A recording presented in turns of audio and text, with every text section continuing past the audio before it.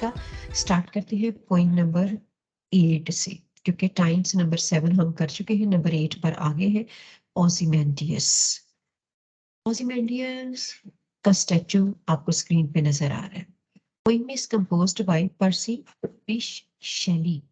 ये English romantic इराक का पोइट है, one of the major English poets consider किया जाता है। टाइम्स फैन है जी 1792 से 1822 तक। तो पर्सी bysshe shelley जो है उसकी कंपोज की गई एक मास्टरपीस जो है पोइम, उसको हम अभी स्टडी करने लगे। ये पोइम किस चीज के हवाले से? पहले ये जो आपकी पिक्चर है, फिगर है, उसको देख लेते हैं। ओzymandias। ओzymandias क्या है? This poem is based on a story. ये जो पोइम है ये एक स्टोरी पर बेस करती है। Shelley had read about a funeral temple of the Egyptian pharaoh Ramses II, जो कि शैली ने कंपोज की है। इजिप्ट का एक किंग था रेमेसिस दी सेकंड, उसके टेम्पल से, उसके फ्यूनरल के बाद, यानी उसकी लाइफ स्पैन के बाद उसकी कंडीशन, उस मॉन्यूमेंट की कंडीशन को डिस्क्राइब किया गया है। और ये जो रेमेसिस दी सेकंड था ना, वो ग्रीक्स कॉल्ड ओzymandias। इस रूलर को ग्रीक जो पीपल थे वो ओzymandias कहते थे। According to the story, the temple board, temple को आप कह सकते हैं कि मॉन्यूमेंट बनाया होता है बहुत सारे आपके पास हिस्टोरिकल मेमोरीज को फॉर लॉन्ग टर्म अलाइव रखने के लिए। तो बिल्कुल ऐसे ही इस रेमेसिस दी सेकंड ने अपनी लाइफ में जो है वो अपने पैलेस के ऊपर अपना स्टैचू बनवाया, ताकि उसकी लाइफ, तो जाहिर है ह्यूमन बींग्स की लाइफ जरा लिमिटेड टाइम की होती है, और वो मैक्सिमम टाइम तक लोगों को अपनी अचीवमेंट्स, अपनी इनोवेशंस, अपनी सिविलाइज्ड एरिया के बारे में बताना चाहता था। बड़े ही एरोगेंट वे में वो पोज करना चाहता था कि उसके जितनी कामयाबी किसी और के हिस्से में नहीं है। इसके बारे में वो अब कंडीशन उसके उस टेम्पल की कैसी है उसको डिफाइन किया गया है हमारी पोइम में। तो उसने क्या लिखा था जी? I am Ozymandias king of kings. सबसे पहले उसने एरोगेंट स्टाइल में अपने स्टैचू की बेस पर ये वर्ड्स लिखवाए कि मैं हूं कौन? मैं हूं king of Kings. If anyone wishes to know how great I am and the place where the kings like me live, let him surpass any of my works। उसने एक ओपन चैलेंज दिया था पूरी दुनिया के किंग्स को कि अगर कोई ये प्रूव करना चाहता है कि वो मेरे पैरेलल है, मेरे इक्वल है, तो उसे मेरी अचीवमेंट से सरपास करना होगा, उससे ज्यादा बड़ी अपनी अचीवमेंट्स को पेश करना होगा। इसका मतलब ये है कि ये जो किंग था ना, ये काफी हद तक एरोगेंट और प्राउड है। The story is told by a narrator. ये स्टोरी किसने बताई है? क्या पोइट खुद देख के आया है? नो, पोइट ने नहीं देखा। इनफैक्ट पोइट एक ऐसे पर्सन से मिला who visited an ancient land of Egypt, जिसने इजिप्ट की, ये नीचे मैंने एंशियंट लैंड का ना वो एक पिक्चर भी आपके साथ शेयर की है, इस एरिया का विजिट किया and saw some remarkable features once great civilization of Egypt in 13th century।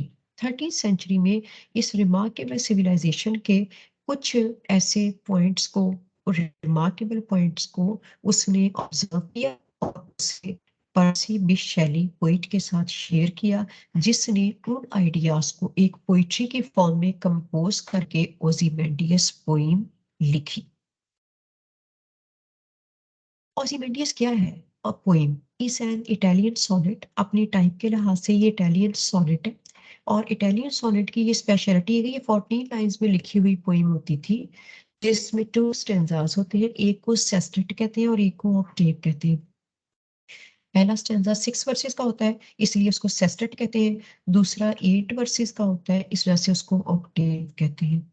It was first published in the 11 January 1818 in the examiner. The examiner newspaper है जिसमें फर्स्ट टाइम ये 1818 में publish हुई थी। Two themes of the Ozymandias poems are, poem आना चाहिए, poem से नहीं आना चाहिए था। जो ओzymandias पोइम है इसकी 2 मेजर थीम्स क्या है? The inevitable decline of rulers, कि कोई भी रूलर, कोई भी किंग, कोई भी कैलिफ या लीडर इनएविटेबल डिक्लाइन पर होता है। आई मीन इसेंशियल है डिक्लाइन। हर कामयाबी के बाद नाकामी होती है, हर जो अरूज है उसके बाद जवाल होता है। ये क्या है? कानून कुदरत है, I mean law of nature है। तो लॉ ऑफ नेचर के मुताबिक जितने भी रूलर्स होते हैं, चाहे वो अपने टाइम पर कितना भी अचीवमेंट्स पे हो, कितने भी पीक पर हो प्रोग्रेस की, इनएविटेबली यानी इसेंशियली वो डिक्लाइन को फेस करते हैं। Second, there pretensions, I mean affectation. Affectations क्या होता है? Show off nature. और ये जो किंग्स होते हैं ना, प्राउड एरोगेंट, जिनकी प्रीटेंशंस है टू ग्रेटनेस, वो हमेशा शो ऑफ करते हैं कि how much are they great in the world. देखो मैंने ये कर दिया, देखो मैंने वो कर दिया। तो इस तरह की शो ऑफ जो नेचर होती है ना, उसको भी हाईलाइट किया गया है इस पोइम के अंदर। The poem has been cited as Shelley's best known poem and is generally considered one of his best work. जितने भी शैली के remarkable piece of literature है, उनमें the top importance वाला जो literature या masterpiece है, वो Ozymandias को consider किया जाता है। The title Ozymandias refers to an alternate name of the ancient Egyptian pharaoh Ramses II. ये ऑल्टरनेट नेम है रामेसेस द सेकंड का, जो कि इजिप्ट का फाराओ यानी रूलर था। इन द पोएम शैली डिस्क्राइब क्रम्बलिंग। पोएम के अंदर हमारे पोइट ने डिफाइन किया है कि ओzymandias ने जो अपने वक्त में अपना स्टैचू बनवाया था ना, लोगों में अपनी पावर शो करवाने के लिए, वक्त गुजरने के साथ साथ वो भी क्रम्बलिंग स्टेज पर है। क्रम्बलिंग मतलब डिक्लाइनिंग, ब्रेकिंग, वो भी ब्रेक हो गया। As a way to portray, और पोर्ट्रेट करता है अब the transience of political power, कि इस दुनिया के अंदर हर तरह के पॉलिटिकल पावर जो है वो ट्रांसियंस है, आई मीन ऑफ टेम्पररी है। ये टेम्पररी टाइम के लिए होती है। एंड टू प्रेस, और इसके साथ साथ प्रेस है, एडमिरेशन है, अप्रिसिएशन है, आर्ट्स एबिलिटी। जो आर्टिस्टिक क्वालिटी होती है ना, यानी वो ओzymandias खुद पता नहीं कितने सालों बाद मर गया था, उसका जो बनाया गया स्टैचू था वो काफी अरसे तक तो रहा। तो आज क्या है कि स्टैचू भी ब्रेक हो गया, उसकी पॉलिटिकल पावर भी ब्रेक हो गई है, ओzymandias खुद भी डेड हो गया, लेकिन जो आइडल मेकर था ना, यानी वो जो स्कल्प्टर था जिसने ये स्टैचू बनाया था, उसका आर्ट अभी भी जिंदा है, जिसकी वजह से लोग जो है वो आज भी ये जान सकते हैं कि ओzymandias कैसा था। अब हम आते हैं इसके कॉन्टेक्स्ट में। It is an ironical poem. सबसे पहले तो आप लिखेंगे कि ये आयरॉनिकल पोइम है which describes the pride of man and miserable reality of his life, जो इंसान के प्राइड के बारे में डिफाइन करती है और मिजरेबल रियलिटी भी बताती है लाइफ की। लाइफ की सबसे मिजरेबल पैनिक रियलिटी क्या है? कि इंसान का स्टे इस दुनिया में शॉर्ट टाइम के लिए। Man becomes proud of his worldly success and thinks that he has conquered the world. इंसान जब दुनिया में आता है, उसे कामयाबी मिलती है, तो वो अपने नशे में समझता है कि ये फॉर एवर एंड एवर है, उसने पूरी दुनिया को कनकर किया हो। He forgets that time brings happiness as well as sorrow. वो भूल जाता है कि लाइफ के अंदर हैप्पीनेस का जो टाइम होता है, उसके साथ साथ सॉरो का भी टाइम होता है। And death is a great leveller, और डेथ ग्रेट लेवलर है, हर चीज के लेवल को सेट करती है डेथ, चाहे वो लिविंग क्रीचर्स हो चाहे वो नॉन लिविंग क्रीचर्स हो।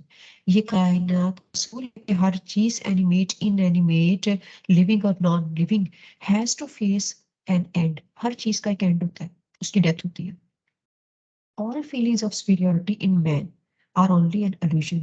तो इंसान को याद रखना चाहिए कि मेरे या आपके अंदर ये जो सेंस ऑफ superiority डेवलप होती है, मैं मेरी जगह पे कोई आके तो दिखाया, ये जो superiority है, ये जो प्राइड है, ये जो एरोगेंस है ना, ये जस्ट एक इल्यूजन है, आई मीन मिसअंडरस्टैंडिंग है। क्योंकि आप एक वक्त में अगर कामयाब है ना, दूसरे वक्त में नाकाम भी हो सकते हैं। The poet has beautifully linked the pride and the ragged reality of life with Ozymandias. उसने लिंक किया है, कनेक्ट किया है कि कैसे ये जो Ozymandias था ना, इसकी लाइफ में प्राइड कितना था और आज क्या है, रैकेट डैमेज कितना है। कोई बंदा भी उस किसी सिविलाइजेशन का जिंदा नहीं है। एंड हिज अचीवमेंट्स, ना सिर्फ के ओzymandias की रियलिटी अब रैकेड है, डैमेज्ड है, एंड है, बल्कि उसकी तमाम अचीवमेंट्स भी जीरो हो गई। When a man gets power, तो इसके जरिए वो बताना क्या चाहता है आप लोगों को? वो बताना चाहता है कि when a man gets power he becomes proud, कि मोस्टली हम में से जब किसी को पावर मिलती है, डोमिनेशन मिलती है, सक्सेस मिलती है, तो हम प्राउड फील करते हैं। और इसके साथ क्या है, मर्सीलेस हो जाते हैं एंड क्रूअल। ज्यादातर लोग मर्सीलेस क्रूअल हो जाते हैं। आई मीन वो दूसरों के लिए हार्श वर्ड्स इस्तेमाल करते हैं, वो दूसरों को इंफीरियर या अपना स्लेव बना लेते हैं। और ही enjoys the luxuries of life, वो अपनी लाइफ की लग्जरी को, फैसिलिटीज को इंजॉय करने में मगन हो जाता है इंसान, एंड फॉरगेट्स हिज एंड, और भूल जाता है कि हर कामयाबी के बाद नाकामी, और हर एक जिंदा इंसान को डेथ को फेस करना। The poet has conveyed the idea, तो राइटर हमें ये, जो पोइट है वो ये आइडिया कन्वे कर रहा है that the feelings of superiority in a man are only self deception. ये हम किसी और को धोखा नहीं देते, किसी और को गलत साबित नहीं करते, किसी और को अपने से लो नहीं समझते, बल्कि ये हमारी लो लेवल ऑफ अंडरस्टैंडिंग होता है, ये हमारी सेल्फ डिसेप्शन होती है कि मैं हूं तो मेरे आगे कोई और नहीं है। द रियलिटी इज डेथ, हर चीज को डेथ की तरफ जाना है। सो देयरफॉर रियलिटी में इंसान कभी भी फॉर एवर एंड एवर नहीं है, तो जब वो चीज है ही नहीं फॉर एवर, तो फिर सुपीरियोरिटी किस बात की? और वैसे भी इंसान का जो इख्तियार होता है वो लिमिटेड होता है, वो तो इन कंट्रोल ऑफ गॉड है। गॉड जब चाहे ये इख्तियार उसे वापस ले सकता है। तो इंसान को कभी भी प्राइड फीलिंग्स अपने अंदर डेवलप नहीं होने देनी चाहिए। ये वो मैसेज है जो इस पोइम के थ्रू शैली ने डिलीवर किया है, और मैं या आप मिलकर इसको अंडरस्टैंड करेंगे और इसको अपनी लाइफ के अंदर अप्लाई भी करेंगे। स्टार्ट करते हैं आपकी पोइम को। I met a traveler from an antique land who said, two vast and trunkless legs of stone stand in the desert.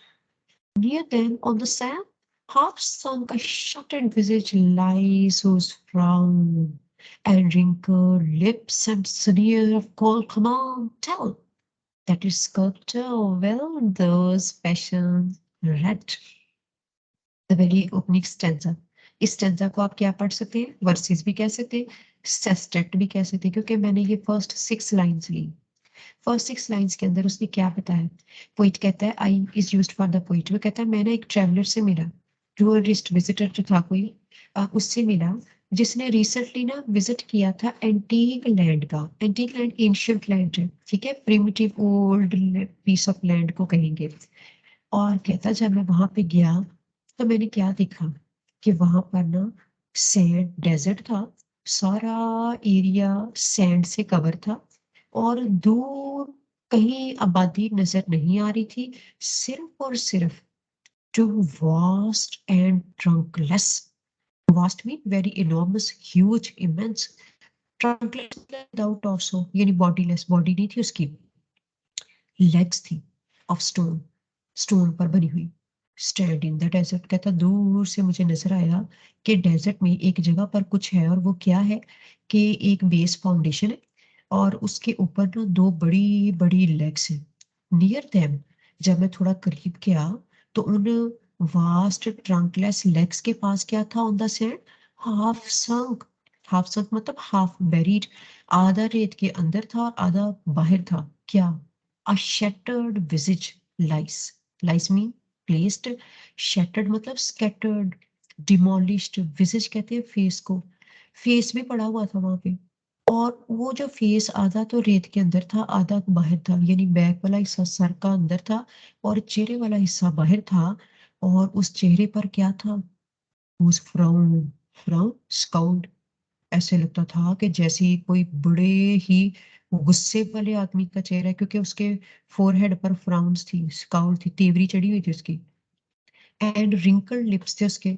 Wrinkle twisted होता है जब मुझे, ये आपको कभी गुस्सा आता है तो हम जब अपने दांत ऐसे भींचते हैं तो जो लिप्स होते हैं वो भी रिंकल्ड हो जाते हैं, ट्विस्ट हो जाते हैं, वो भी उसके बने हुए थे। एंड स्नियर, स्नियर का मतलब होता है जियर एट, और बड़ा मजाक करने वाला, दूसरों पे तंज करने वाला, कोल्ड कमांड देने वाला एक्सप्रेशन भी उसके फेस पर था। कोल्ड मतलब बिटर, क्रूअल, कमांड में ऑर्डर्स। ऐसा लगता था कि ये ऐसे शख्स का चेहरा है जो हमेशा बाकी लोगों को अपने से इन्फीरियर समझते हुए क्रूअल ऑर्डर जारी करता हूँ, ये साबित करने के लिए कि वो किस कदर सक्सेसफुल है। और ये जो उसके चेहरे के एक्सप्रेशंस हैं, जो उसके रिंकल लिप्स हैं, जो उसका कोल्ड ऑर्डर्स देने की हैबिट है, ये हमें क्या बताती है? टेल दैट इट्स स्कल्प्टर, कि इसको बनाने वाला जो स्कल्प्टर था ना, आइडल मेकर जो ऑनर था, वेल दोस पैशंस रेड, उसने ये जो ह्यूमन बीइंग्स की नेगेटिव क्वालिटीज वाले पैशंस होते हैं, इमोशंस होते हैं, इसको फुली रेड मतलब अंडरस्टैंड किया। और अंडरस्टैंड करने के बाद क्या किया? प्रेजेंट किया। कहाँ पर? एक पीस ऑफ हेलो स्टोन पे। एवरीवन। अब मैं ये आप तो इंसान है, जानदार है, हमारी फीलिंग्स तो एक्सप्रेशन तो आ जाते हैं, लेकिन ये कितनी कमाल की बात है कि वो लाइफलेस ऑब्जेक्ट है, स्टोन का पीस है, इसके बावजूद किस कदर आर्टिस्टिकली, किस कदर स्किलफुली इस आइडल मेकर ने वो तमाम फीलिंग्स, इमोशंस, कौन सी वाली? प्राइड वाली, जो कि एरोगेंस शो करती है, दूसरों को इंफीरियर कंसीडर करना, क्रूअल ऑर्डर्स देना, ये जो फीलिंग्स है ना, ये बहुत सक्सेसफुली उसने उस पीस ऑफ स्टोन पर प्रेजेंट कर दी थी, जिसका चेहरा देखते ही आइडिया होता था कि ये यकीनन किसी ऐसे शख्स का चेहरा है जो अपने वक्त में बड़ा ही क्रूअल रहा, बड़ा ही डोमिनेटिंग रहा। सो हो सकता है कि अब वो पर्सन अलाइव ना हो, लेकिन उसका फेस आज भी दुनिया को ये बताने के लिए काफी है कि वो कितना नेगेटिव था अपनी थिंकिंग में। ये हमने अभी उर्दू का एक टच ले लिया, आप इंग्लिश एक्सप्लेनेशन को मैम, फौरी तौर पर देखते हैं। हाँ जी बेटे। इसके अंदर जो ये वाली वर्ड्स है ना, हाफ सॉन्ग का शटर्ड विफ चलाई, ये एक जी, दफा दोबारा बता दे। ये अभी एक्सप्लेनेशन में आ रहा है ना, तो मैं दोबारा बताती हूँ कि वो ऐसा फेस था जो कि ना जैसे एक स्टैचू है ना, टूट फूट गया हो, तो उसके टूटे हुए हिस्से जो थे ना, इधर उधर बिखरे हुए थे। जो टू वास्ट लेग्स थी वो तो सामने नजर आ रही थी, लेकिन जो चेहरा था ना, वो वक्त के साथ साथ टूट फूट के चेहरा नीचे गिरा हुआ था। अब चेहरे में देखें, एक तो मेरे हेड का बैक पार्ट होता है और एक मेरा फ्रंट होता है। जो बैक पार्ट है वो नेक वाला होता है, जो फ्रंट पार्ट है वो फेस वाला होता है। तो जो नेक वाला पार्ट है ना, वो नीचे आधा रेत के अंदर था, half sunk mean half buried in the layers of sand. Sand की लेयर्स में ना नीचे, सैंड ऐसे थी ना सॉफ्ट, आप पाँव रखेंगे तो अंदर चला जाएगा, बिल्कुल ऐसे ही। चूंकि वो एक बहुत बड़ा स्टेचू था, तो हैवी किस्म का फेस था, वो शायद अपने वजन से या सैंड की लेयर से आधा तो अंदर चला गया था, आधा आधा जो फेस वाला हिस्सा था ना, वो ऊपर था। और उस फेस पर जो फीलिंग्स है वो विजिबल थी अभी तक। ठीक है, अब मैं आ रही हूँ एक्सप्लेनेशन में। In the poem Shelley describes a crumbling statue of Ozymandias as a way to portray the transience of political power and praise and to praise art's ability to preserve the past। सबसे पहले तो इस poem में शैली ने एक ऐसे ओzymandias के क्रम्बलिंग मतलब ब्रेकिंग स्टैचू को पोर्ट्रे किया है, प्रेजेंट किया है, जिसमें हम पॉलिटिकल पावर जो दुनिया की होती है, वो हमेशा टेम्पररी टाइम की होती है, एक तो उसको लर्न कर किया। और सेकेंडली, जो शैली है ये कहता है, एडमायर करता है, प्रेज करता है कि किस कदर स्किलफुली जो हमारे आर्टिस्ट होते हैं, जो डिजाइनर्स होते हैं, वो अपनी एबिलिटी से पास्ट को कई साल बाद भी जिंदा रखते हैं। In these lines, the poet tells that he met a traveler।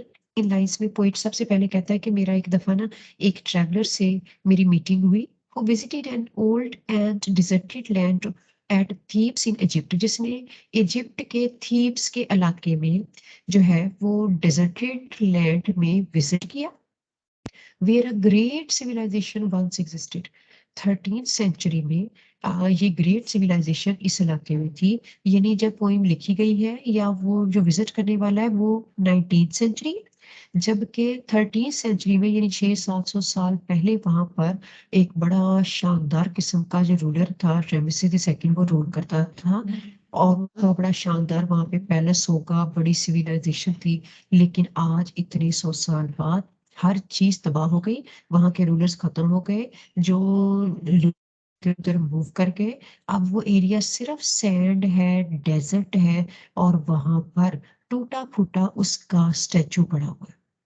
The traveller told him, वो जो ट्रेवलर विजिट करके आया था उसने पोइट को बताया that he saw two big legs standing in the desert, कि उसने दो डेजर्ट में two vast legs देखी।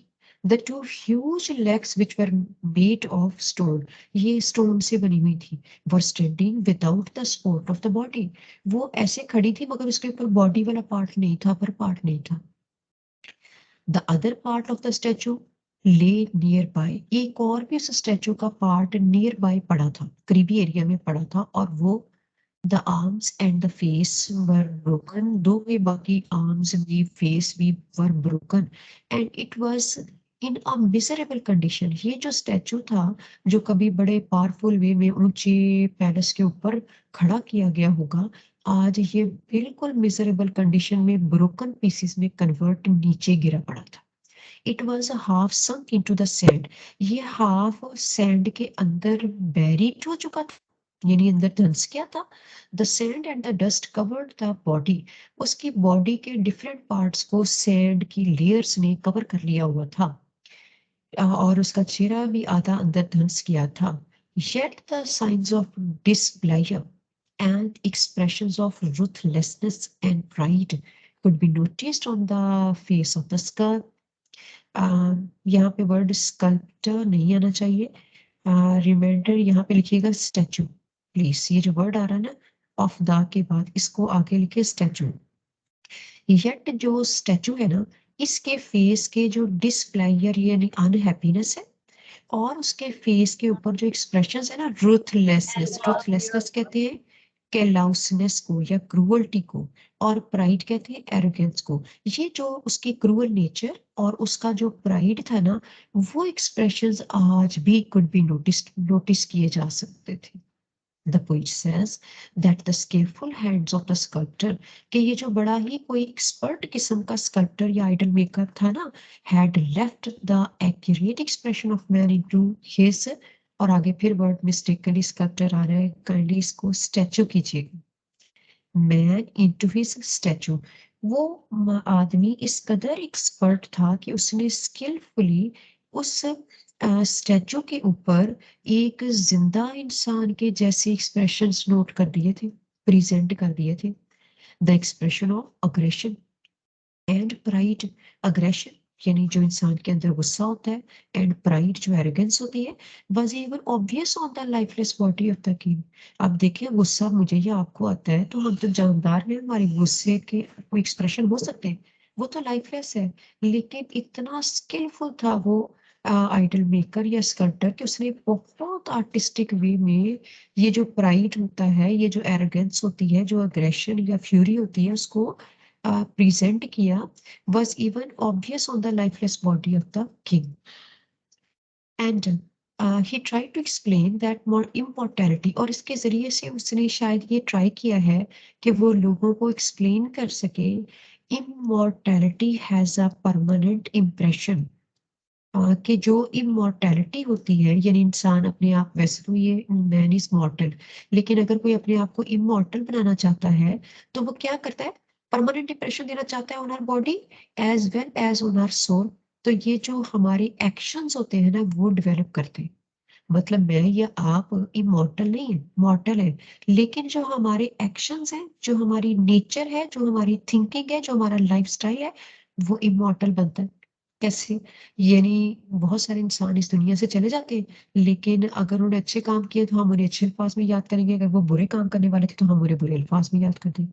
So it can not be erased even a man passes away, एक आदमी पास वे हो जाता है, डाई हो जाता है, लेकिन वो जो उसके एक्शंस होते हैं, जो उसकी नेचर होती है, जो उसकी क्रूअल्टी होती है, जो उसके प्राइड होता है, वो इरेज नहीं होता है। यानी इंसान मरता है मगर उस पर पड़ने वाली लानत हमेशा रहे। हमने एक स्टोरी पढ़ी थी अपने गुलिस्तान ऑफ सादी, उसमें ऑलमोस्ट इसी तरह का पॉइंट भी पड़ा था। अगले स्टेंजा की तरफ जाते हैं, विच येट सर्वाइव, येट अभी तक यानी आफ्टर द, जिसने ये सोचा ही नहीं, प्राइड है द फॉल, कि गुरूर का सर हमेशा नीचा होता है, जिसने सोचा ही नहीं कि डेथ होगी, तो मैं हमेशा हमेशा के लिए नहीं हूँ। मेरे से पहले भी बहुत सारे लोग आए, मेरे से बाद में भी आएंगे, और फिर भी अगर कोई इंसान गुरूर और तकब्बुर पे आता है, इसका मतलब ये है कि वो लाइफ के अंदर कुछ भी लर्न करने के काबिल नहीं होता। And the heart that fed, और ये देखिए heart, heart that fed, heart किसका था? किंग का, ओzymandias का।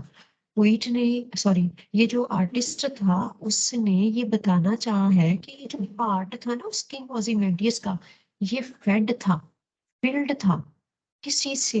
नेगेटिव आइडियाज से, हमेशा दूसरों को इंफीरियर समझ लेने की थिंकिंग से, एरोगेंस से, सैटनिक इवल थॉट से। तो ये जो उसका हार्ट फील्ड था ना, क्योंकि हम कहते हैं ना कि हार्ट्स आर इन विजेजेस, कि इंसान का चेहरा वही रिफ्लेक्ट करता है जो उसके दिल में होता है। तो वो कहता है कि ये जो उसके हार्ट की फीलिंग्स थी ना नेगेटिव वाली, वो आर्टिस्टिक वे में इस स्कल्पटर या आइडल मेकर ने, स्टैचू मेकर भी कह सकते हैं, इसने उसके फेस पर इम्प्रिंट करके बताया कि ये पर्सन कैसी नेचर रखता है, एंड ऑन द पेडिस्टल। और फिर इसका मतलब है कि जो फर्स्ट टू वर्सेस है ना, इसके अंदर हम ये पढ़ रहे हैं कि जो आर्टिस्टिक क्वालिटी होती है, ये किस तरह से चीज़ों को प्रेज़ेंट करती है, और हमारी पास्ट की सिचुएशन को हमारे लिए अलाइव प्रेज़ेंट कर देती है। हालाँकि चीज़ें पास्ट होती हैं, लेकिन वो लाइफ़ की तरह आर्टिस्ट लोग हमारे सामने चीज़ों को प्रेज़ेंट करके उन्हें लिविंग टच दे देते हैं। अच्छा, इसके बाद हमें क्या करना होगा? नीचे वाली रिमेनिंग पॉइंट्स क्या है? And on the pedestal. Pedestal कहते हैं जी बेस को, फाउंडेशन को, और यहाँ से ऑनवर्ड्स मैं क्लास बिल्कुल भी नहीं कंटिन्यू कर रही। मैं अगले अगले लेक्चर में इसी पॉइंट पे रिमेनिंग पॉइंट्स को आपके साथ शेयर करूंगी, और